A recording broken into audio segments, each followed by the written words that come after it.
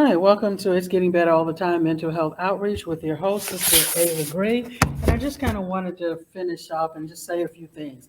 If you have been impacted by severe and persistent mental illness or mental illness in general, either as a family member, as a friend, as a person who is living with the illness or living with the symptoms, you're going to need what we call a person and family unit plan.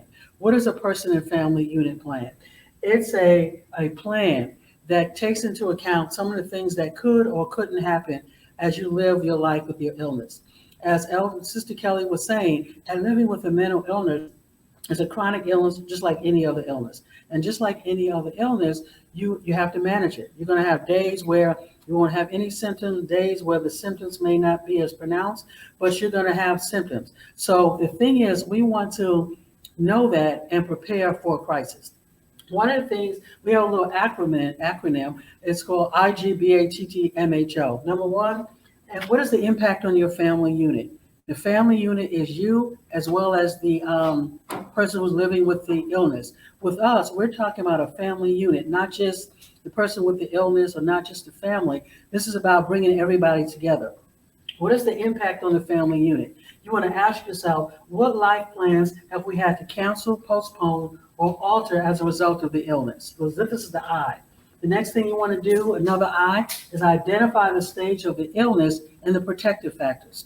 There are different stages that illnesses go through, whether it's psychosis or whether it's a non-psychosis. You want to know what the stages are. So whether, stages could be pre-morbid or first stage, but they go through different phases. And if we can catch an illness before it gets to the advanced stage or the acute stage, that is what we want to do because that helps us decrease the relapse, decrease, going to the hospital or any crisis. So again, you want to know, identify the stage of the illness and protective factors. Everybody has protective factors.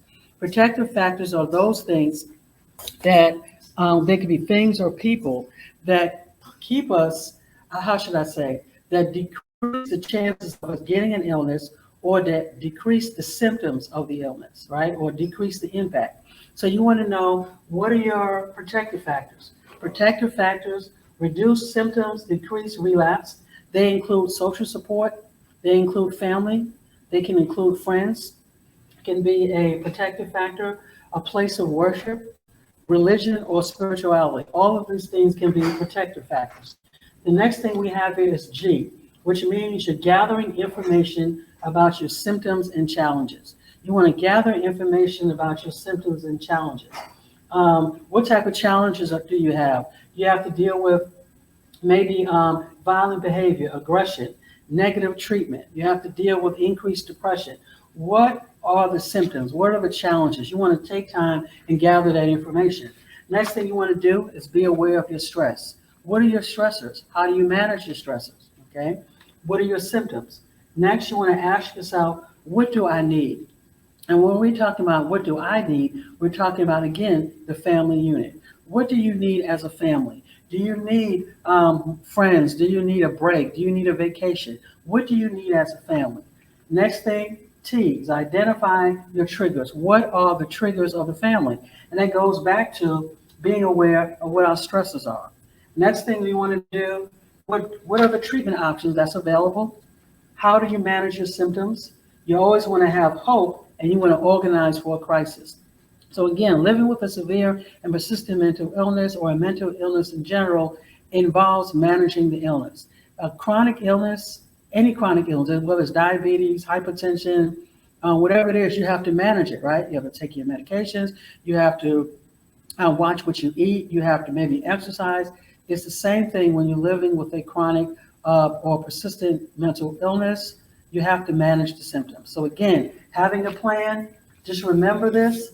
It's Getting Better All the Time Mental Health Outreach Person and Family Unit Plan. If you need more, you have any questions or you want a handout, just email us, support@igbattmho.org. Have a great day, and I will talk with you later.